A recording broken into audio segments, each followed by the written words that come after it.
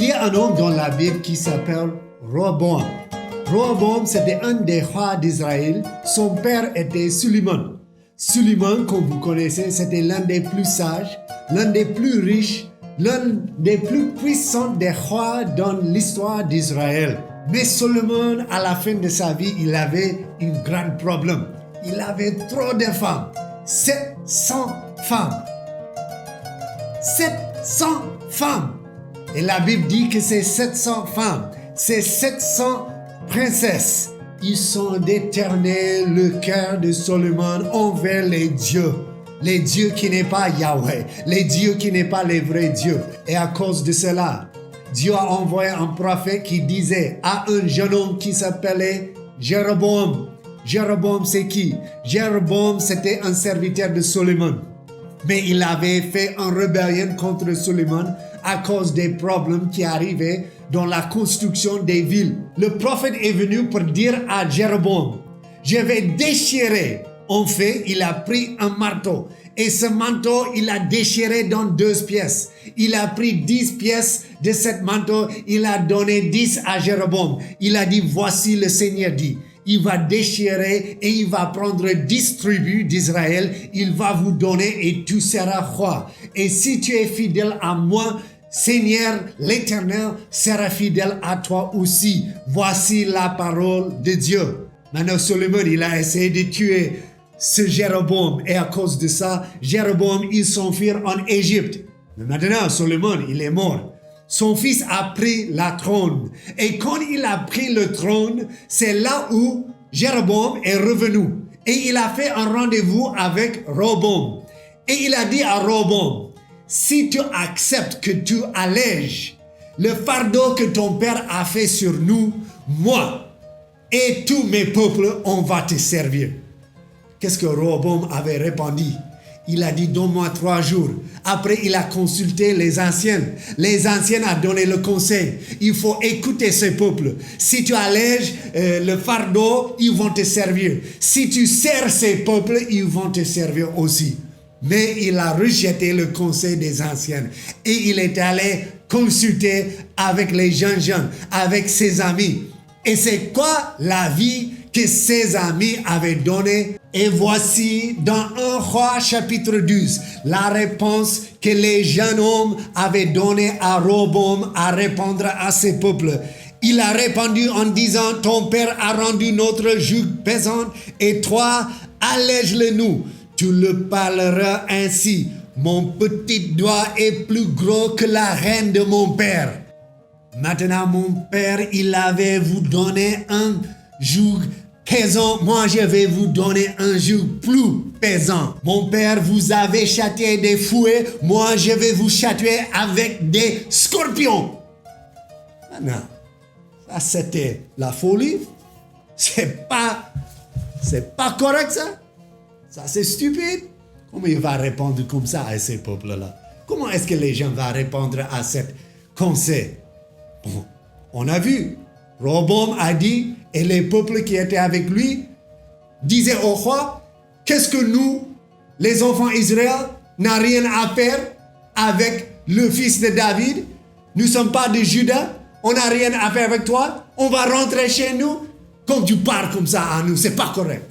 On ne va pas accepter ça. Maintenant, écoute, le royaume était divisé et les 10 tribus, ils sont séparés de Juda et Benjamin. Ils ont fait la division. Mais la Bible dit, écoutez, dans 1 Roi chapitre 12, ainsi le roi n'écouta point le peuple, car cela fut dirigé par l'Éternel, en vue de l'accomplissement de ce que l'Éternel avait dit par le prophète. Pourquoi je partage cette histoire? Parce que je veux dire une chose, c'est que la parole de Dieu s'accomplira. La parole de Dieu s'accomplira. Maintenant, Dieu avait dit à Roboam, si tu es fidèle à moi comme David était fidèle à moi, je serai fidèle à toi aussi. Mais si tu t'éternes toi et tu vas vers les autres dieux, moi aussi, je vais te châtier et je vais vous punir. Mais qu'est-ce qui s'est passé? Jéroboam, quand il a établi son royaume, il ne voulait pas que ses peuples vá à Jérusalem pour faire les sacrifices, parce que c'était là où le temple était construit. Et pour éviter que les gens vá là-bas et leur cœur se retourne à le roi qui était là-bas, Roboam, il a décidé de construire 2 hôtels. Et là, dans les hôtels, vous pouvez venir faire des sacrifices. Il avait fait un à Bethel, l'autre il avait fait à Dan. Et lui-même a commencé à sacrifier là-bas. Et ce qui est plus pire, devant l'hôtel, il a construit, il a fabriqué 2 vaches en or. 2 vaches en or. Qu'est-ce qu'il essaie de faire? Il est en train de créer son propre religion.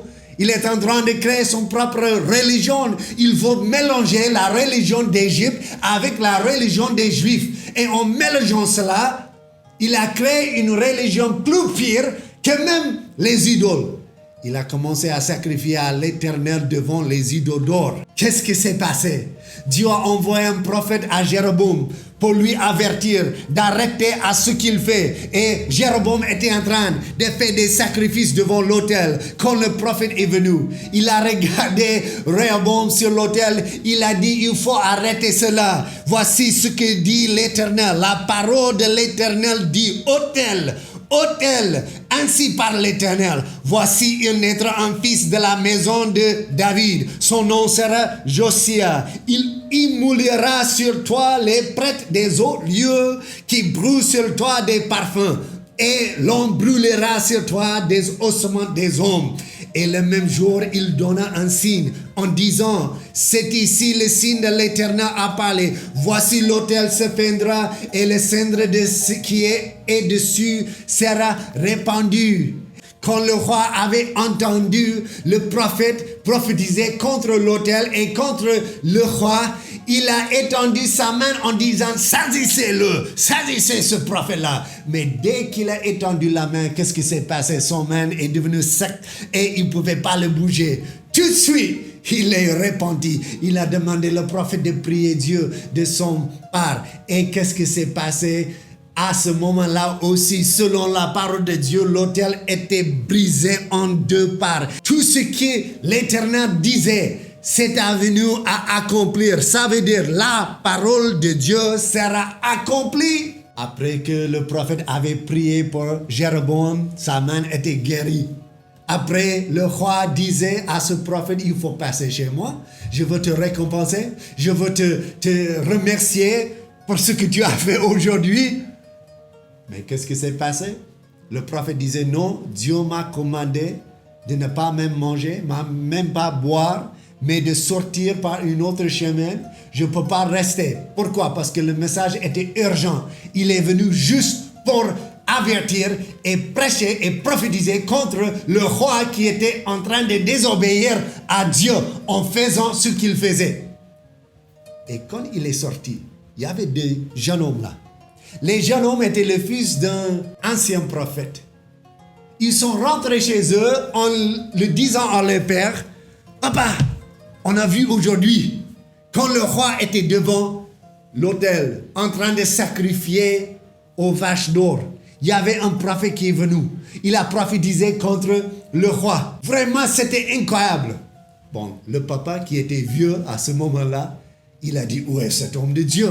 Il a dit, l'homme de Dieu, il est parti par un autre chemin. Il a dit, il faut essayer d'aller le chercher. Bon, il a pris son animal, il est allé pour le chercher. Quand il l'a trouvé, qu'est-ce qu'il a dit à cet homme de Dieu? Il a dit, moi aussi, je suis un homme de Dieu et je veux que tu viennes chez moi manger du pain avec moi. Mais le prophète avait répondu, Dieu m'a dit de ne pas rester, de ne pas manger, de ne pas boire. Dieu m'a donné la parole et c'est ça que je dois obéir. Maintenant, regarde, cet homme de Dieu, le vieux homme, qu'est-ce qu'il a dit? Il a dit, moi aussi, je suis un homme de Dieu. Et un ange m'a apparu et un ange m'avait dit que vous pouvez venir chez moi, manger avec moi. Bon, le prophète disait, ok, bon, Dieu t'a parlé, je vais accepter cela. Mais le problème, c'est que Dieu n'avait pas parlé. La Bible dit que cet vieux homme, cet prophète, il a menti à l'homme de Dieu. Et mes amis, dans cette histoire, je veux vous avertir de faire attention à ceux qui disent que Dieu les a apparus, que Dieu les a parlé. Ceux qui disent que moi je suis prophète, mais ils n'ont pas été envoyés dans le nom du Seigneur, qui amènent un autre message qui n'est pas le message que Dieu nous avait donné. Dieu nous a donné la parole de Dieu. Et ce qu'on a vu, c'est la parole de Dieu sera accomplie. Dieu avait envoyé Jésus. Dieu avait envoyé les prophètes. Dieu a envoyé les apôtres. Et tout cela pour nous donner le message de l'évangile qui se trouve dans la parole de Dieu. Et la Bible dit dans Galates, l'apôtre Paul disait, même si un ange nous a paru, si un homme ou même un ange est venu prêcher un autre évangile qui n'est pas exactement le même évangile que nous avons prêché, qu'il soit anathème, ça veut dire, ce mot en grec signifie qu'il soit condamné complètement. Fais attention à ceux qui veulent dire qu'ils sont envoyés de Dieu, mais ils ne sont pas. Maintenant, cet homme de Dieu, ce prophète, il est rentré à la maison d'un ancien prophète. Et quand il était en train de manger avec lui, la parole de Dieu est venue à cet vieil homme. Et le vieil homme, il a dit en prophétisant, ah, parce que tu étais désobéissant, parce que tu n'as pas obéi à la parole de Dieu en quittant cette ville directement, mais tu es venu pour manger et boire. Voici maintenant, tu ne seras pas enseveli parmi tes pères, mais tu vas mourir. Maintenant, imaginez, tu vas rentrer chez toi, mais avant que tu rentres, tu vas mourir. C'est ça la parole de Dieu. Et la Bible dit que dès qu'il est sorti en route, il y avait un lion qui est venu et ce lion l'avait attaqué et tué. Qu'est-ce que ça signifie? La parole de Dieu s'accomplira. Même le prophète, il doit soumettre à la parole de Dieu. La Bible dit dans le Nouveau Testament que les prophètes doivent soumettre aux prophètes. Ça veut dire c'est la parole de Dieu qui est notre autorité. C'est Dieu qui nous a donné la parole de Dieu. Pourquoi est-ce que tout cela c'est important? Parce que la Bible dit dans Jean chapitre 1 verset 1, au commencement était la parole. Et la parole était avec Dieu et la parole était Dieu. Ça veut dire Jésus est la parole de Dieu qui était envoyée de Dieu. La Bible dit, et ce que nous voyons dans notre histoire, c'est que la parole de Dieu s'accomplira. Ce que Dieu avait dit, ce que Dieu avait promis, ce que Dieu dit dans la parole s'accomplira. La parole de Dieu s'accomplira. Et Jésus est appelé la parole de Dieu. Et il était envoyé par Dieu pour accomplir une mission. Comme la Bible dit dans Ésaïe chapitre 55. Verset 10, comme la pluie et la neige descendent des cieux et n'y retournent pas sans avoir arrosé, fécondé la terre et fait germer les plantes, sans avoir donné de la semence au semeur et du pain à celui qui mange. Ainsi en est-il de ma parole qui sort de ma bouche. Elle ne retourne point à moi sans effet, sans avoir exécuté ma volonté et accompli mes desseins. La parole de Dieu s'accomplira et Jésus, qui est la parole de Dieu, était envoyé par Dieu pour accomplir la volonté de Dieu. Bon, c'est quoi la volonté de Dieu? La Bible dit que nous sommes tous des pécheurs. On est nés dans le péché. Quand Jésus est venu, il était baptisé par Jean-Baptiste qui avait crié dans le désert pour la préparation du Messie en disant que celui qui vient après moi, il est plus digne de moi. Moi, je vous baptisais dans l'eau, mais lui, il va vous baptiser par le Saint-Esprit et par le feu. Et quand Jésus est venu pour être baptisé, qu'est-ce qui s'est passé? Il y avait le ciel qui est ouvert et le Saint-Esprit est descendu et Jean a rendu témoignage. La voix du Père disait des ciels, voici mon fils bien-aimé. Mon fils bien-aimé, c'est celui qui est envoyé de Dieu. La parole de Dieu, envoyé par Dieu pour accomplir la volonté de Dieu. Et c'est quoi la volonté de Dieu pour Jésus? Et qu'est-ce que c'est la volonté de Dieu pour Jésus? Jésus était envoyé comme Jean-Baptiste disait, voici l'agneau de Dieu qui ôte le péché du monde. Jésus était envoyé, la parole de Dieu, pour ôter le péché du monde, pour mourir sur la croix pour nos péchés. C'est pourquoi Jésus, la parole de Dieu, celui qui est Dieu lui-même, est devenu un homme. Celui qui est parfait, qui ne connaît pas le péché, il est devenu le péché pour nous qui sommes des pécheurs. Nous sommes nés des ennemis de Dieu. Nous sommes contre Dieu. Et la parole de Dieu dit, si tu casses la loi, tu es condamné. Celui qui n'a pas le Fils, il est condamné déjà. On doit mettre la foi en Jésus-Christ. C'est pourquoi Jésus est venu, pour nous sauver, pour nous donner la vie. Il est mort sur la croix. Celui qui n'a pas connu le péché, celui qui était innocent, pur, Dieu lui-même, il est mort sur la croix pour nos péchés. C'est pourquoi Jésus était envoyé par Dieu. Comme Jean-Baptiste disait, voici l'agneau de Dieu qui ôte le péché du monde. La parole de Dieu s'accomplira. La mission, l'objectif, la raison pour laquelle Jésus est venu, c'est pour mourir sur la croix pour nos péchés. Mais tu dis, moi, pourquoi j'ai besoin d'être sauvé? Ou bien tu dis, moi, j'ai mon moyen, j'ai ma religion, j'ai mon interprétation de la Bible. Pourquoi je dois croire en Jésus? Il y a des gens qui même ne croient pas que Jésus existait. Il y a des gens qui croient que Jésus était un bon prophète, mais il n'est pas mort sur la croix. Il y a des autres qui disent que Jésus, c'est un bon enseignant, il a fait des bonnes œuvres, mais lui, il n'est pas le sauveur du monde, il n'est pas Dieu en chair. Tu demandes pourquoi je dois mettre la foi en Jésus pour le salut. Quand l'apôtre Pierre, le disciple de Christ, était avec Jésus sur la montagne, Jésus l'a amené les 3 disciples avec lui. Pierre était parmi eux. Et quand il est monté sur la montagne, son visage se transfigurait dans la gloire qu'il avait avant qu'il est venu.